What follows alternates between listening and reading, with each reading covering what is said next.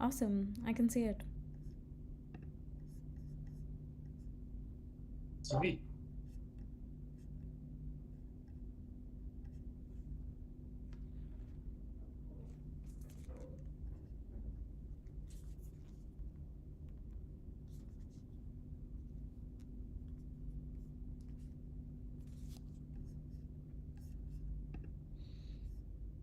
Hi everyone. Thank you so much for joining in. We're going to start in another 5 minutes, but feel free to let us know where you're joining in from. I think we have people from all over the world. So, yeah, let us know where you're joining in from.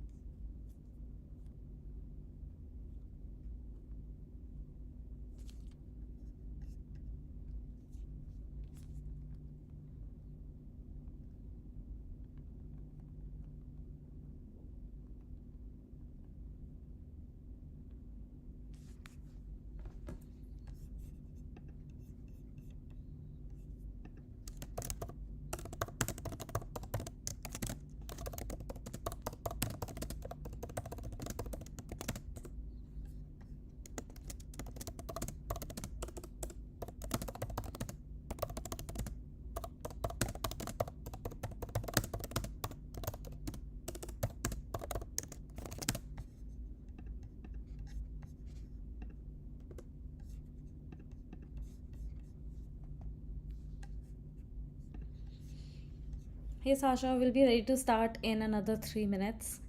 So count down to another 3 minutes and then we'll be good to go.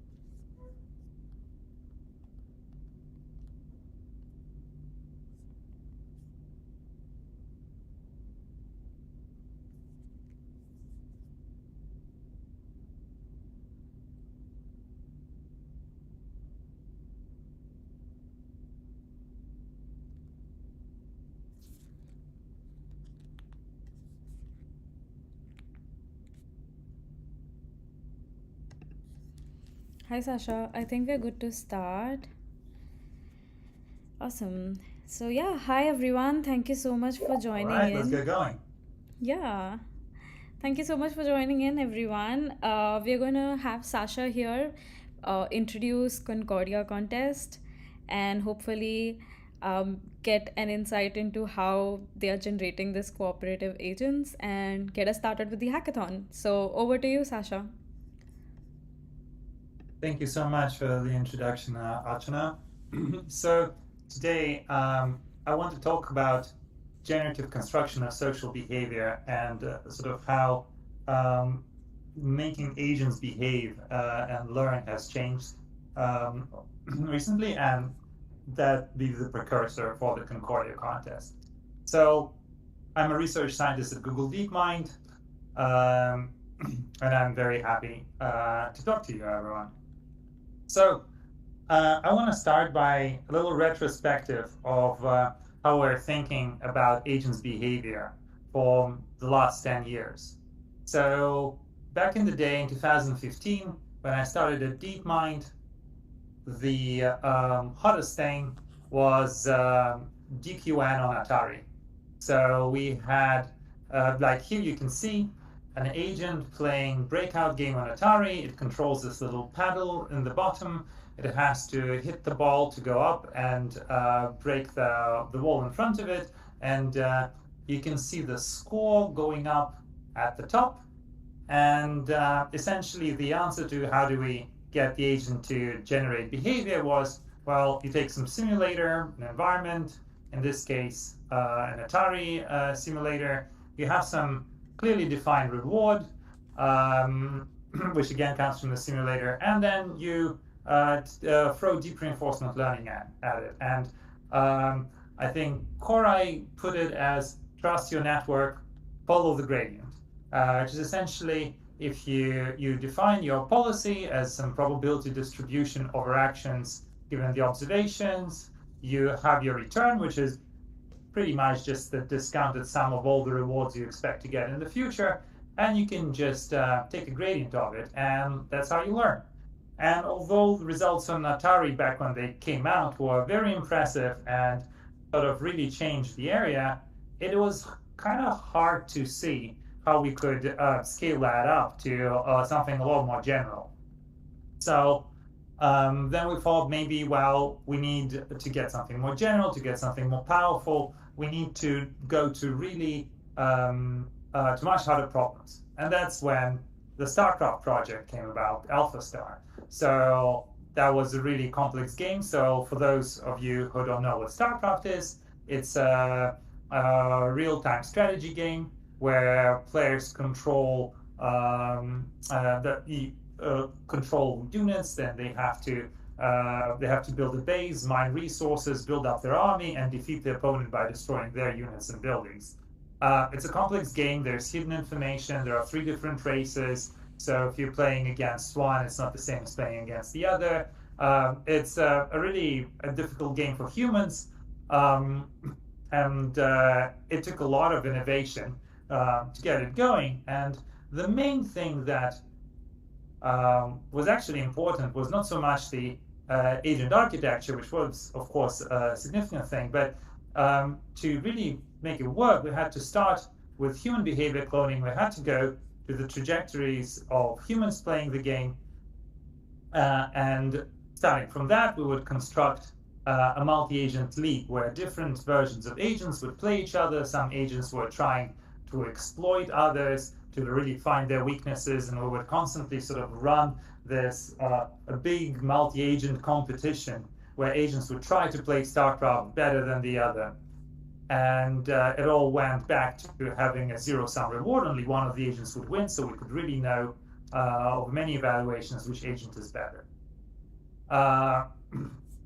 And although this was really interesting and generated really interesting policies, it was still not that general. The world is not zero-sum. The world is not StarCraft. It's a lot broader. It's a lot more varied. So another project that I was happy to be part of was Melting Pot, where we thought, okay, if the multi-agent is so important and seems to be generating a lot of interesting behaviors, why don't we try to make a lot of environments where many different agents with very different reward structures are thrown into the same place, and they need to cooperate and compete and coordinate to solve the environment. And we ran a very fun NeurIPS contest that is sort of a precursor to this contest, Melting Pot. And here again, the behavior is the main innovation was that environment is not just the simulator, not just the video game, but all the other agents that are participating in the environment. So when one agent changes the policy, then you have to adapt to it. And was general sum reward, so it was not just only one of them wins. And again, deep reinforcement learning driving. And all of this sort of deep learning, deep RL era was, we would get very powerful, very interesting agents, but they were very narrow. The agent that could play StarCraft wouldn't be able to play Breakout. The agent that would be doing pretty well in one of the melting pot environments would not be able to play the other environments at all, and so on. They were all very black boxy methods. We didn't really know what was going on inside of them. They didn't break up their policies into meaningful sub-goals. They couldn't explain their policy. You couldn't just take a StarCraft agent and be like, hey, so why did you do this move? Or like, how would you play if something changes? We also found out that although we could learn very sophisticated behaviors in StarCraft, which was zero-sum, learning sophisticated behaviors in more coordinated, more general-sum games where agents also sometimes need to cooperate and coordinate and divide labor and organize each other, it was a lot harder. So the few kind of key features of that era were that reward was the way we communicated what we actually wanted from the agents. And that's, I think, the way that I think about reward right now is just the way to communicate to the agent what you want. And it's a very limited channel if you think about it. It is like training a dog. Whenever it does something right, you give it a treat. But if we would communicate like that with each other, it would be very difficult. And safety in this case was always about reward specification. So if we imagine that we have a very powerful AI that we trained by reinforcement learning, we would really be afraid, what if we misspecify reward and it goes and does something terrible because it would still maximize reward but wouldn't fit actually what we wanted. And the agent policy architecture was the architecture of a deep neural network. So that was what it was all about. Do you have a convolutional neural network or transformers? How is your memory? Is it LSTM or is it something else? And so on. And a few years ago, everything changes. So the question is whether would that ever scale to AGI, something really general and powerful? And honestly, the feeling was that it won't. Simply because it was very narrow, very concentrated on a specific, like very honed towards a specific task it was trained for. But everything kind of changed when foundation models appeared on the scene. So, and the brilliant and kind of very simple idea that we can just take all of the internet, all of the kind of digitized human culture, and simply train a conditional probability model that tries to predict what symbols will follow given an initial sequence of them. And just once you have a really flexible, really large model, and you feed loads of data that is available on the internet through it, you get something very interesting. And indeed, if you take current foundation models, they can do a lot for you. For example, I can ask, how many liters in this plant pot? I can ask, what's an appropriate gift for a neighbor's child for the first day of school? I can ask a language model to write an email to my PhD supervisor to congratulate him on his retirement.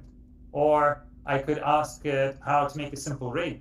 So we can see that these foundation models are extremely general in their capacities, although they were sort of never trained for any of the specific tasks. They are very capable over many, many different ones. And in some sense, the question is, how do we get exactly what we want from them?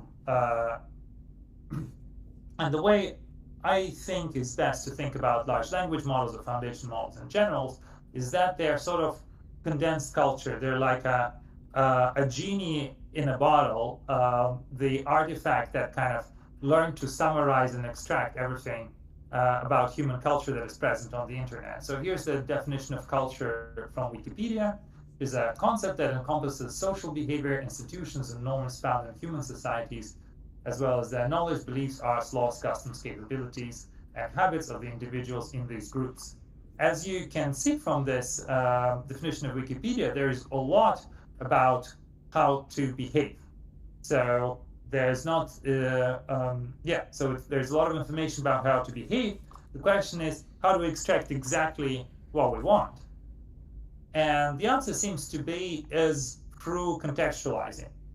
So generative agency is slicing culture with context.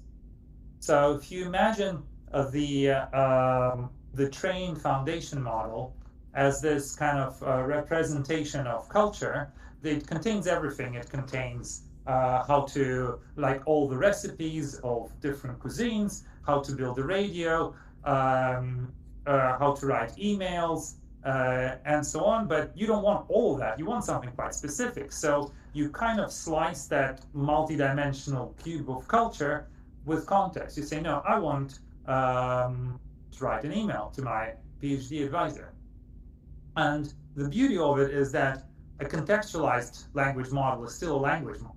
So you can always add as much context on the right as you want and still get a valid distribution over actions. And action here could be text, but it could be code. We know that language models are pretty good at coding. It could be API calls, tool use, everything. So it kind of feels that given this very beautiful artifact that we acquired, we can really wire very powerful agents that have some quite general capacities. And indeed, in last year, there was the first paper that really clearly demonstrated that generative agents by Park and their colleagues. And the simple idea here was that we can generate behavior using language models by wiring together a memory architecture, some sort of policy architecture which wires together the large language model and memory. So there's a memory stream where all the observations go. From them, there's a certain plan of actions throughout the day that is formed. Certain reflections are sometimes put back in the memory stream for adaptation, and then there's a way to sample activity from the structure. And the agents lived in a little kind of video gamey world where it's a little village with a dozen agents. They go about their day. They sometimes communicate. They sometimes manipulate certain things in the environment. And it was a beautiful demonstration of how this could be done. But there are, when we sort of read this paper, we were like really excited because that was exactly the kind of approaches that we were looking for. But on the other hand, there were still a few questions. Do we really need a video game for this? If we have those really powerful generative models, really powerful foundation models, do we still need to wire this little video games? Because then if I ran the experiment in this little virtual village, but I don't want a village now, I want a coal mine, or I want an office, or I want a space station, and I kind of have to rewrite the whole video game. And then another thing is that although this little policy architecture was very interesting and exciting and novel, it was still quite hardwired. Like, why exactly this? Because how do we actually make it so that we can design like a bit more flexibly? We need sort of a language to express all the possible policies and policy architectures to really explore the space of generative agents. And this is sort of, with this in mind, we came up with Concordia. And this is a quote that I really like from the organization science literature, which says, situations, organizations, and environments are talked into existence. I think it really summarizes something about the approach that we've taken. So for us, the behavior here is a sum of generative agents and generative environment. So environments in Concordia are generated dynamically from natural language description. We no longer need a specific video game. We kind of can use the power of foundation models to generate the environments very easily using natural language descriptions. We also don't pre-specify and hardwire a particular architecture or flexible language of components that could be also very low code to wire the policy architecture together. It is open-ended as much as you want. It could be really like you could make it so that you really don't know what's going to happen. You start with very little premise and you just let it unfold. And it's easy to create new agents and environments.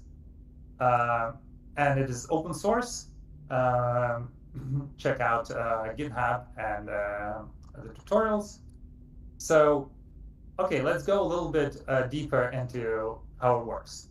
So the underlying architecture is actually, or like the structure of the interaction between the agents and the environment is inspired by tabletop role-playing games like Dungeons and Dragons.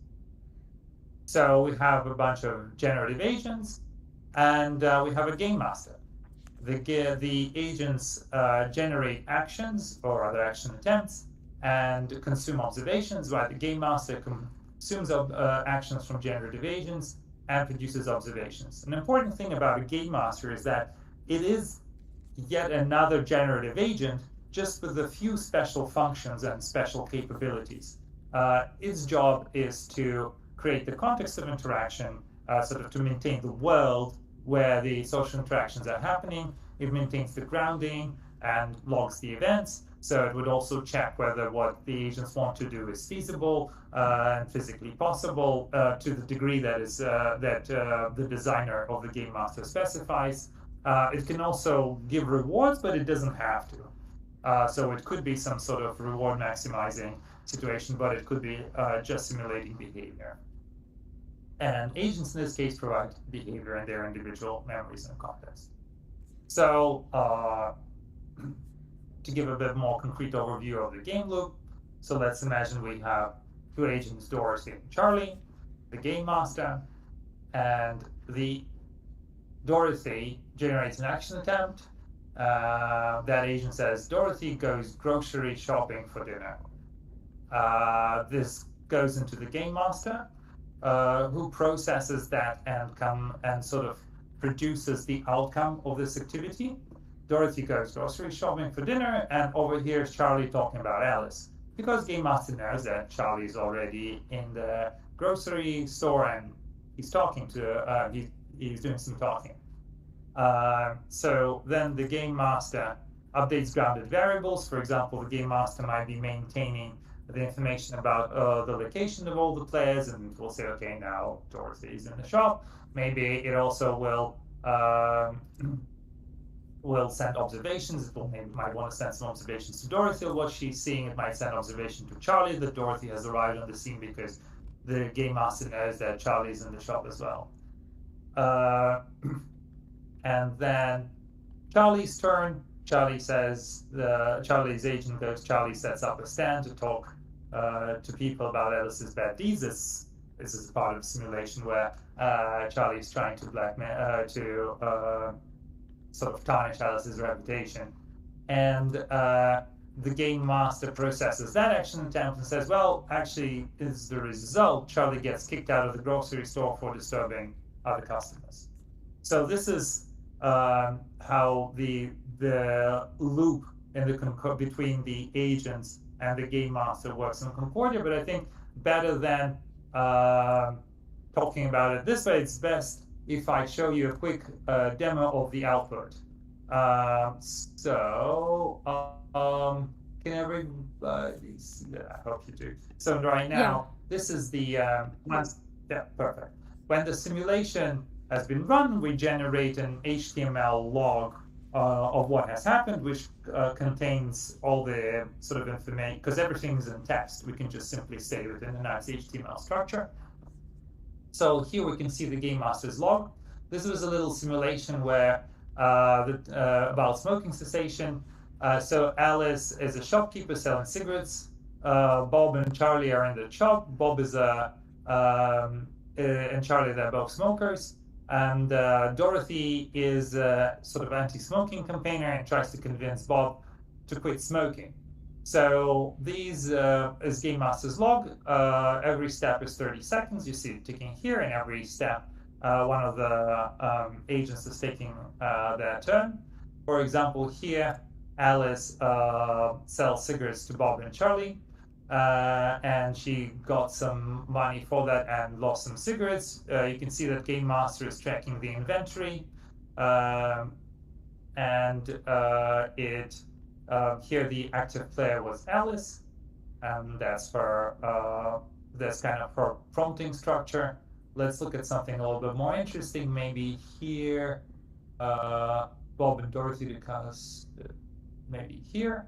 So here, active player was Bob.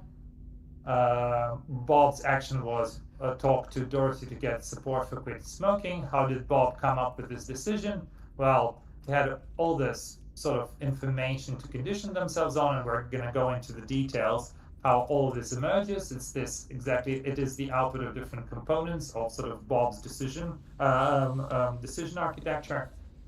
So it knows that Bob is a smoker who's addicted for many years, but wants to quit. He's currently at the Alice's shop, and he would be tempted to buy cigarettes, but would resist. And as a result of all that, there's his observations and memories, his plan, and as a result, that's what the action he wants to take. And then the game master, knowing what the action is, it says that's the event that's going to happen given that action. Bob and Dorothy discuss the benefits of quitting smoking, and we can also see the conversation that is happening, and so on. Okay, so let's go back to the presentation. Okay, so again, what we have is a really open-ended setup where we could just specify in a very in a natural language what kind of situation we're simulating, what kind of players are going to be there. We can have flexible level of detail. So here you saw an activity where players are taking turn every 30 seconds, but it could be that they're taking actions every day, or if we're doing some sort of modeling of policy and economics, it could be that they're taking a decision every quarter. Maybe we're simulating a boardroom meeting that takes place every year or something like that. We can integrate other simulation engines as long as they can output something in language. So for example, maybe some part of the simulation, like you're running some sort of economic simulation, and the finances and banking are run using whatever is the best model right now, some ordered differential equations. As long as you can take their input and put it into text, you can integrate it into Concordia. So what is it for? What do we want to do with it? We want to model, we think that this sort of generative agent-based modeling could be a great way to model social phenomena. So we can have in silico social experiments. Can we actually structure Dorothy agent in such a way that it is more effective at convincing Bob to quit smoking? Or we can also, I think this is the best way to also look at safety and agent deployment. We can make synthetic users to test new products. We can also just use that to do agent research, or we can try to do games and friction. So let's take a slightly more formal view of generative agency that we're constructing here. So action, we're going to be sampling action from a foundation model P, although large language model is the best way of thinking about it, given the observations and the internal state of the agent Z. And F is some sort of formatting function that will, take the internal state, say like, and observations, maybe just concatenate them in the text, and then ask what is the agent going to do next. then after this action is sampled, it went to the game master, we will add the observations and the internal state to the memories, and then we can resample the internal state. Sort of given, so you can think about it this way, given my current state, what I see, what should I do? Given what I've done and what I see, like update my memories, and given my memories, what is my internal state?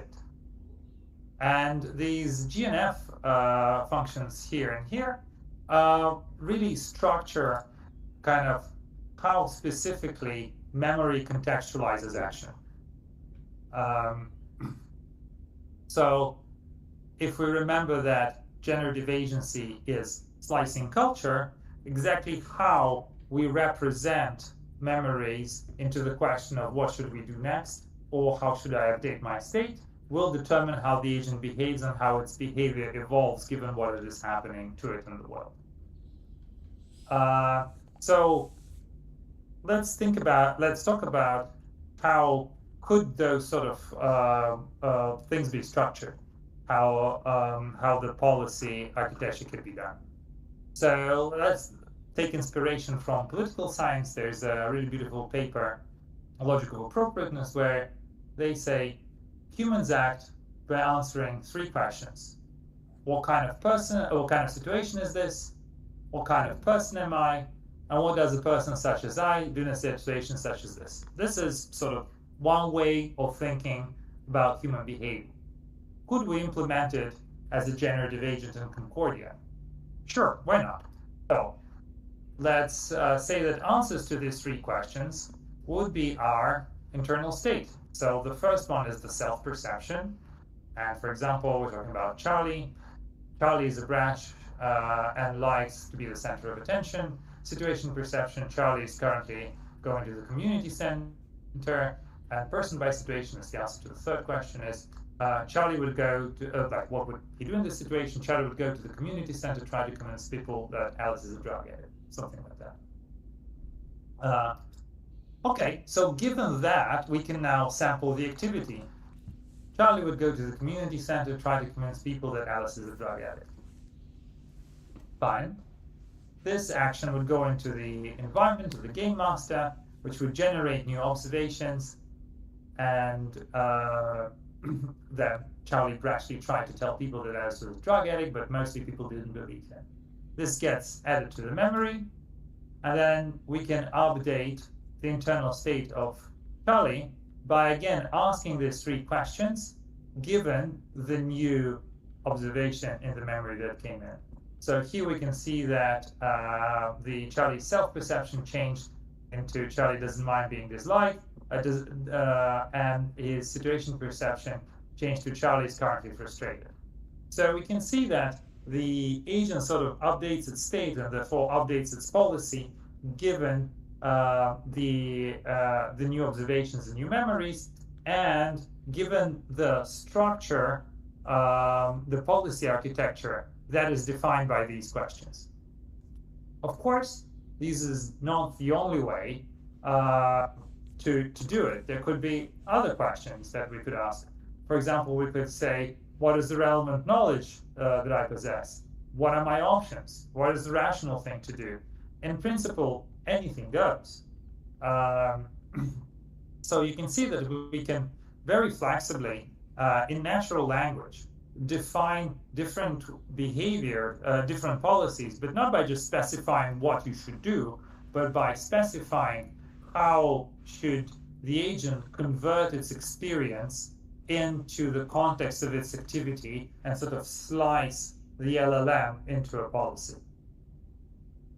So the way it would look in the prompt just before an action would be, here comes observation, there's sort of answers to these questions, maybe some sort of clock or something like that, and then simply the question, what would Alex do next, which comes from the game master, and there would be a sampled output. And in Concordia, sort of these questions that you see here, these guys over here, are implemented as components. So what is a component system in Concordia? Component system really converts the memories into like long-term memory, sort of the record of everything that was happening to the agent, uh, into working memory, which is sort of smaller. So, for example, component that asks the question, what kind of person is the agent? It would retrieve the memories that maybe have mention of their name and would ask the question, what kind of person does this agent seem to be? So it has the memory component and multiple other components that kind of can query it. Goes into the working memory, which is smaller, and this is, we can see the content of this memory over here. And then there's a query to the LLM together with the call to action. Call to action, you can see here, what would Alice do? And then that produces the activity, the action. There could be many components. There could be about observations, what's going on. It could be about identity, who am I? It could be a plan. It could be a somatic or emotional state. Any sort of reflection. The components can also write into memories. For example, a reflection component can ask, sort of given all this information, are there any interesting insights that I can generate and then add them into memory? Every component can sort of, we can kind of dynamically add to memory not only observations to condition other components on that information. So it's turtles all the way down. Internally, components can look pretty much like the agent themselves. They also have a working memory that is composed of the outputs of subcomponents and some question that is asked to the working memory to produce a new state Z. It's important that components don't have to work that way. But as long as they output text, it's all fine. It could be underlying some ordering differential equations. It could be anything, or like a finite state machine, or just some sort of maybe an emotional state of the agent just varies with time as a sinus, something like that. But as long as we can convert it into text, it's fine.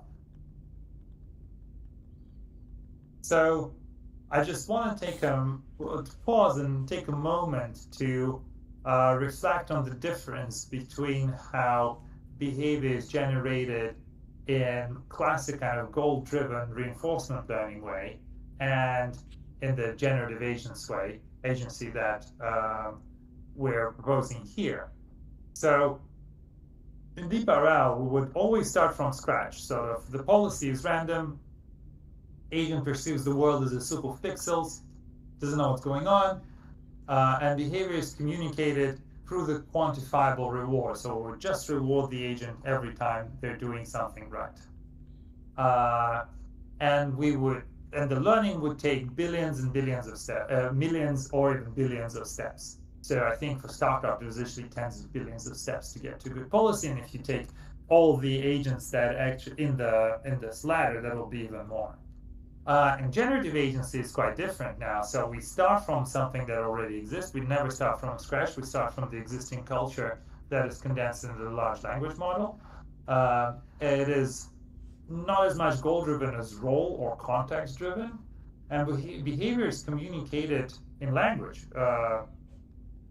Moreover, learning is a few shot in context learning. The agent would change its behavior by simply observing, for example, a sanctioning event from another agent.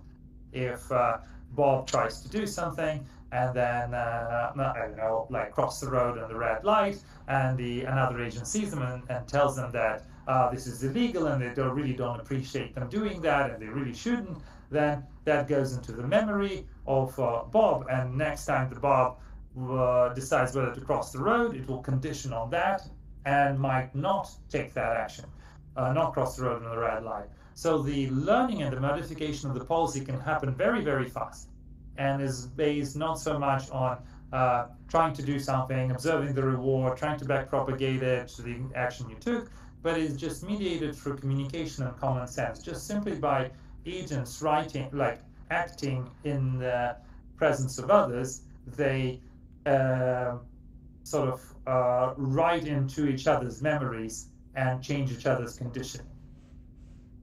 So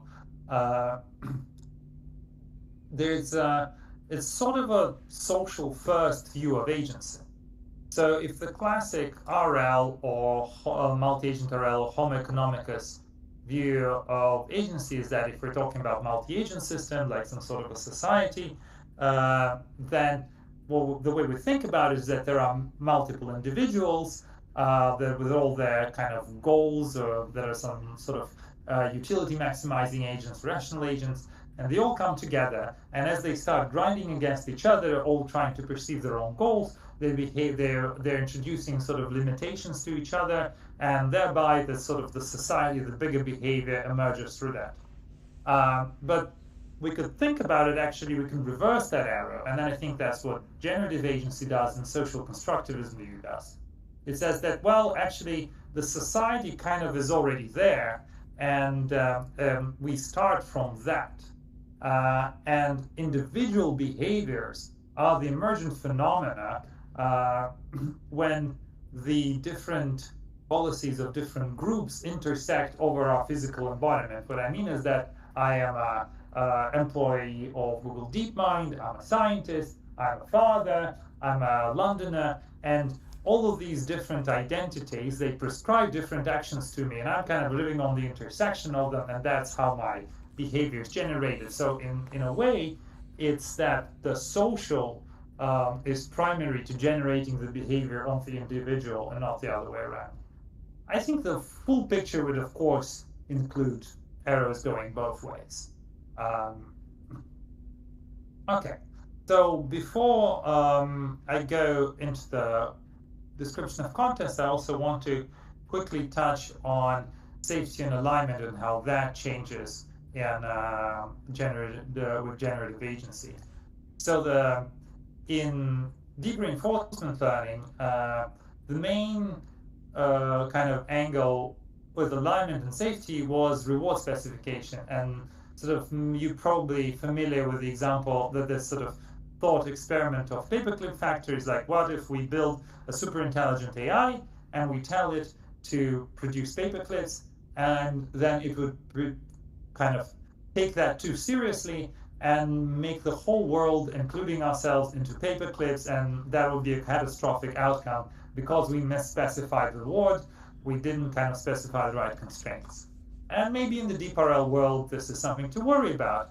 But in the generative agency world, this is just simply not a problem. First of all, we're not necessarily specifying rewards. And the second, the agents have common sense. They already have our culture. So they do understand that even if I say I really want a lot of paperclips, probably don't mean turn me into a paperclip as well. So to think about alignment in generative agents, I think what would be really helpful is to look how do we do alignment. Because we are agents. We live in multi-agent environments and societies, and we sort of try to make each other's behavior safe and aligned. And the way we do that is through social structures. Since even some really old societies would always think about how are they organized, what are the social structures that organize them, from this sort of this view of the society as the body of Brahma, where the head is the priests and the hands are the warriors and the legs are the farmers and so on, to the sort of the structure of the United States government and so on. So in a way, we came out of the individual behavior is regularized to be safe and cooperative via the social structures the individuals belong to. So safety is social harmony in this case. And with generative agents, we can think of what happens when we're deploying an agent into the real world. I made some really cool AI agent. I throw it into the world. What is going on? I'm actually throwing it to integrate into the existing social structure. So successful deployment of a technology is change of norms and conventions or institutions that results from that deployment. For example, it used to be that I had to, on a landline, when I was a child, there were no mobile phones, so if I wanted to arrange to meet someone, I would pick up the phone, we would arrange someone to meet. If they don't show up, I just have to wait for half an hour and then just leave.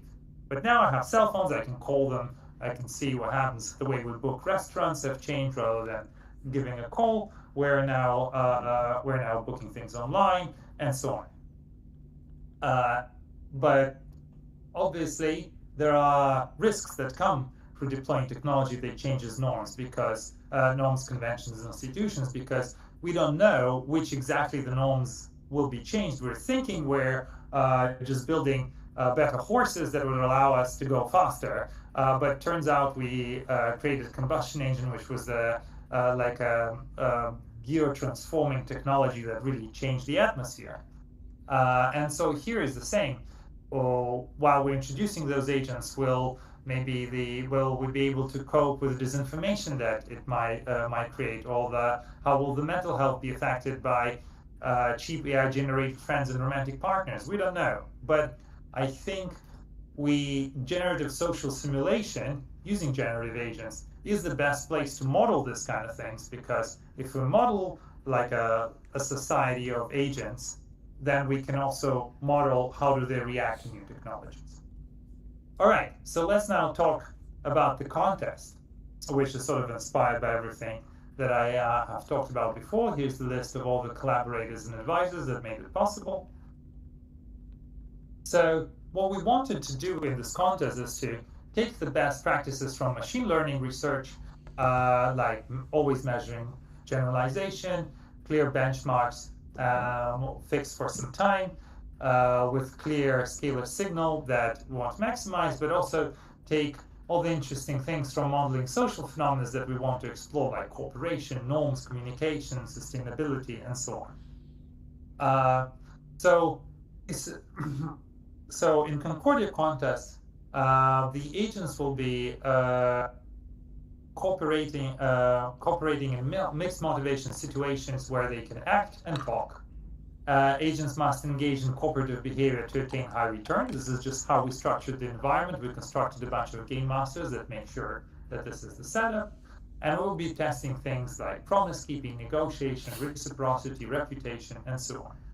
Historically, contests were always something that moved progress in the field a lot. You can think even before machine learning, the Axelrod contests, where they played really simple algorithms against each other in matrix games, and that's where tit for tat emerged as one of the really robust and powerful algorithms. ImageNet generated AlexNet in the deep learning revolution.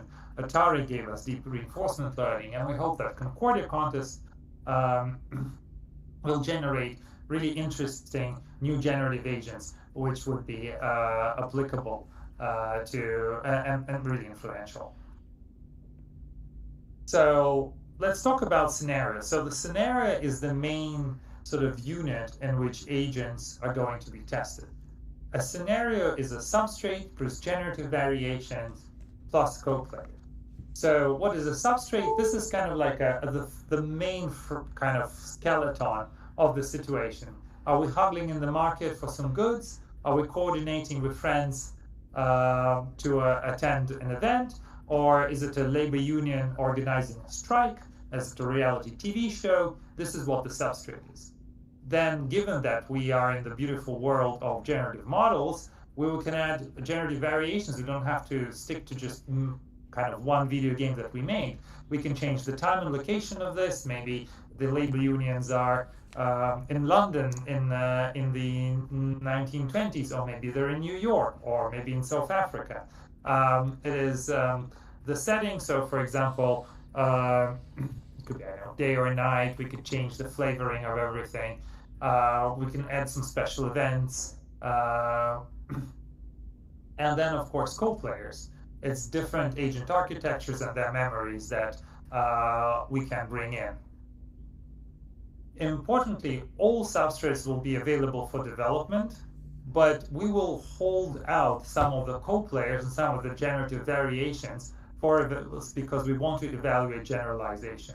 So think about it as that you will be making the agent architectures that will have to perform for the familiar tasks, but in novel circumstances. So you don't know whether you can't really rely on things like time, location, or the particular properties of other agents you're playing with.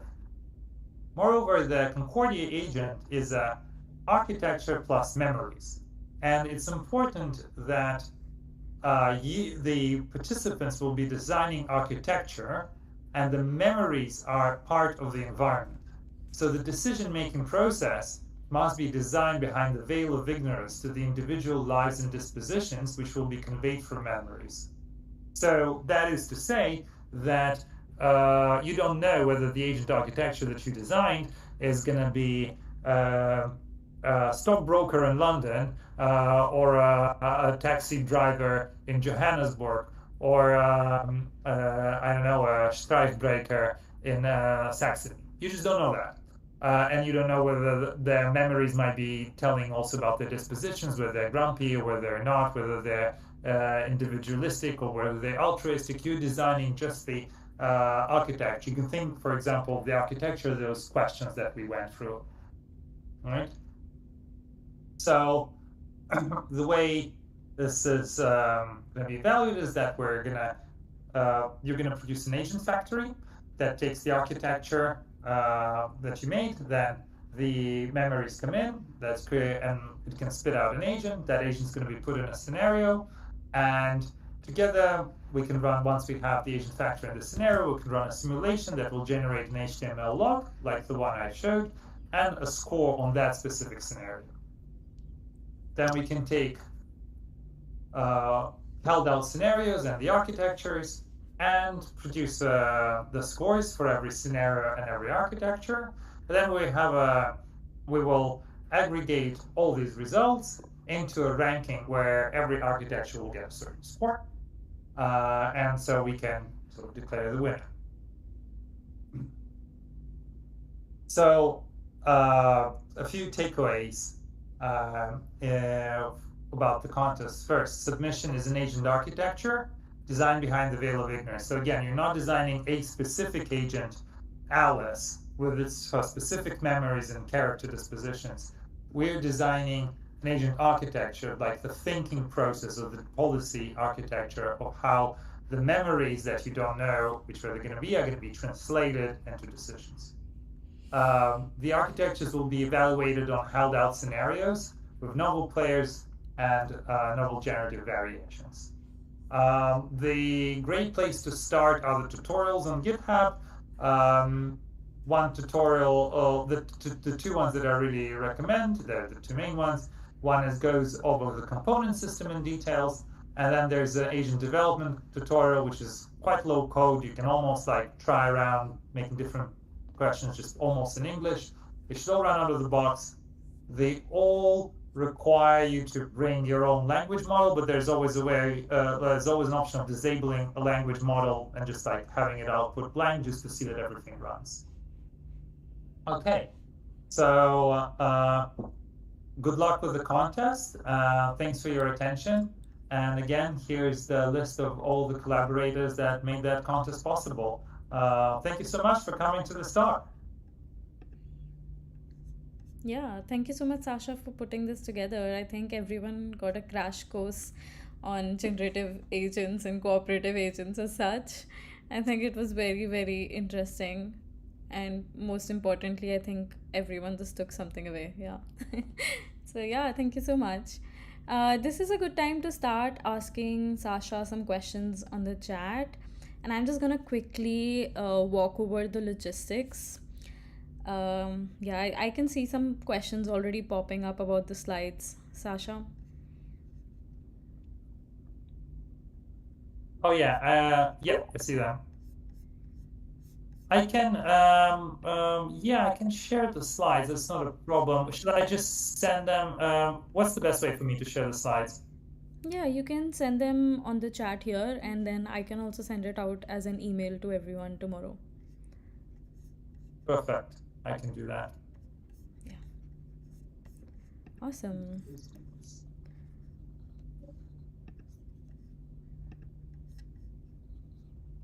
I'm just gonna quickly walk over the logistics. So this is gonna be a bit of a boring part of the of the keynote, but it will help us understand what we're gonna be walking over.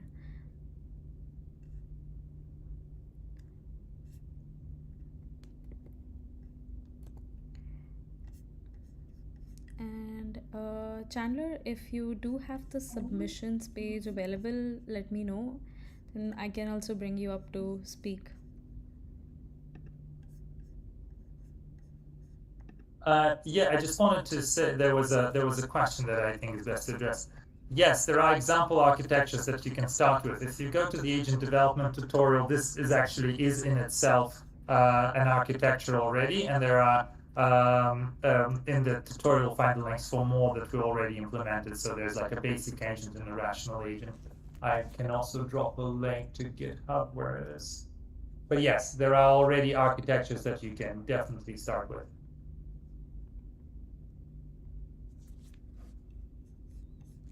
Okay, awesome. Chandler, I invited you to speak, so in case like if you have the bandwidth to hop in, let me know. Awesome. Did it work? Oh, okay. Yeah. Let me try sharing my screen, and I hope Discord doesn't kick the stream out. Fingers crossed. No. Okay, I am just gonna try again.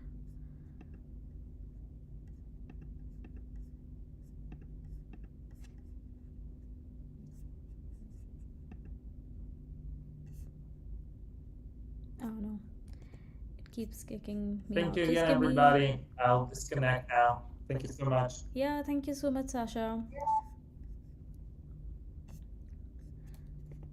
Yeah, so hi, Chandler.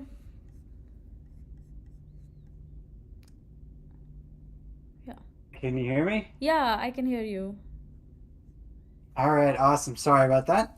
Hi, everyone. It's great to see you. Some of you may have heard a lot from me this week. Some of you, this is the first time. I'm really, really, really excited that you're all here and to join this competition. I think it's going to be an amazing hackathon, chance to win a little bit of money, have some fun playing with language models, and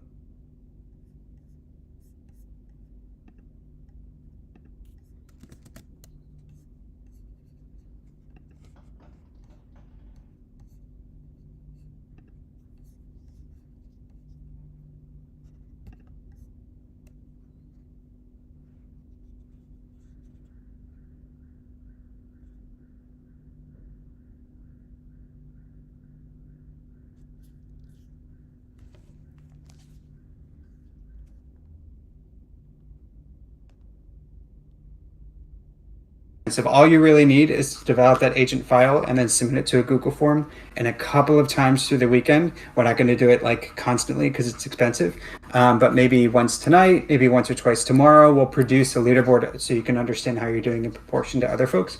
Also, feel free to post what scores you're getting in the chat. That is absolutely totally fine.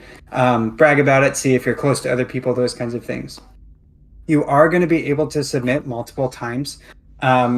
Yeah, be thoughtful about your submissions, and it's generally good and good advice to have a theory behind what you're trying to develop.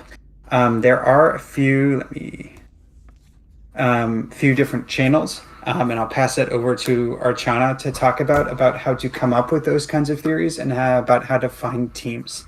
Archana, does that answer? I see a couple of questions now. Can we submit multiple times? Yes, you can submit multiple times. Ultimately, your last submission on Sunday or whatever you're ready to hop off will be the one that is counted and evaluated, that we will go away and run a full evaluation on, and then come back with the final results later in the week. But yes, you can do multiple submissions. Don't submit like more than like 10. I don't know. I'm coming up with a random number, but don't submit like 100 times, because that's super expensive and not actually helpful to you or the development process. Yeah. Yeah, thank you so much, Chandler, for jumping in. Sweet. I'm just looking to see if there are any other questions. Yeah. I'm gonna. Yeah, I think pretty good. If you have any questions, feel free to ask in the help chat. And this form will be available later today. So it's not up now. So if you have agents that you want to submit, you can't do that yet, but we'll add it in a couple of hours after making sure it's all good and giving folks the chance to get used to the development process. Yeah, just note CodeStroll. I saw a question about models. CodeStroll is the one that we'll be evaluating with. And it's available via Mistral API. So go ahead and grab one of those. And it can take a while to run through a scenario because these are complex things. So just be mindful that you might like make changes and then run a scenario, and it can take some time. I recommend getting it set up at the beginning without the language model selected. So there's a button to say don't use the language model and just get the process and the code up and running, and then you can add the language model and start making your iterations just to save some time. Yeah, awesome. I think like yeah, just submit, submit, and make sure you do your final submission well. All right, if there's nothing else, I'll get out of your hair. Yeah. Can you hear me? Oh no.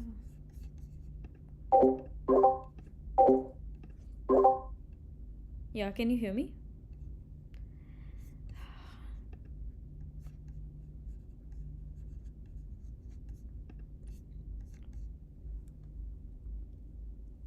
I am unsure if it's just me or Archana is having some connection issues.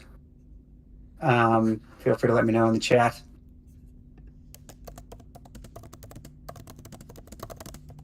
All right. Archana, just interrupt me as you get things sorted out. In the meantime, a little bit of orientation, just to talk through more about what I was saying. I'm going to go back to sharing my screen.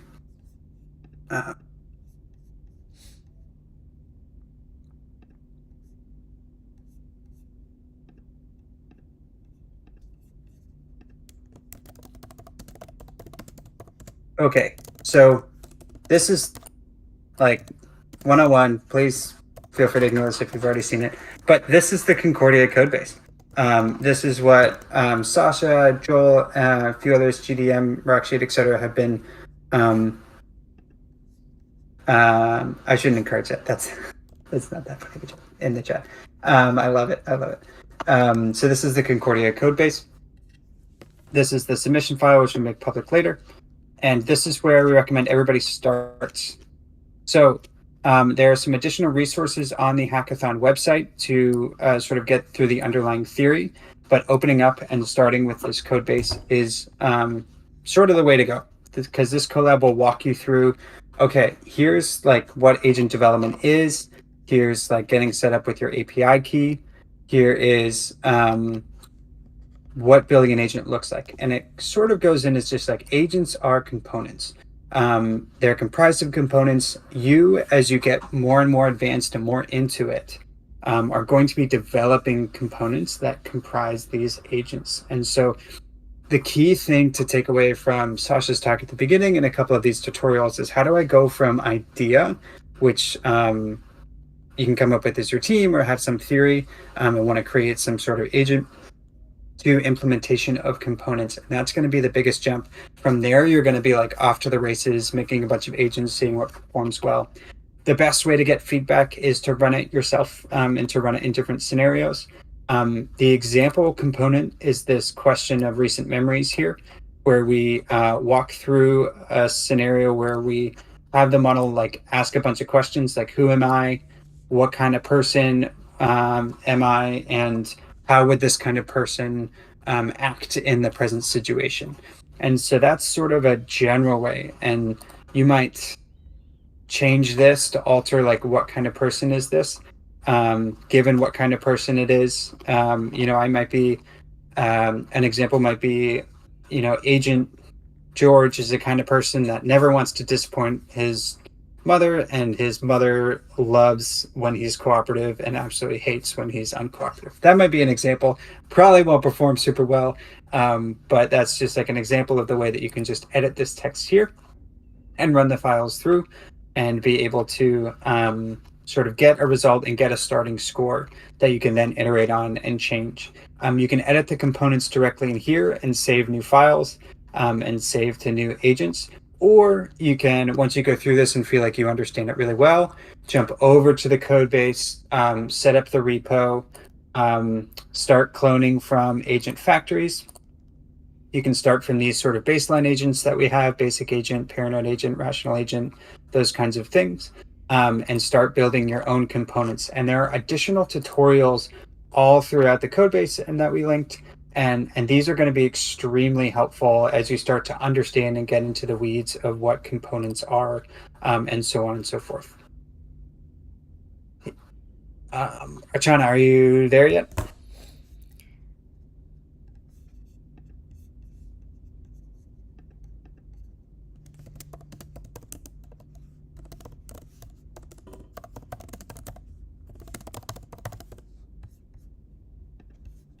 All good. Is there anything else?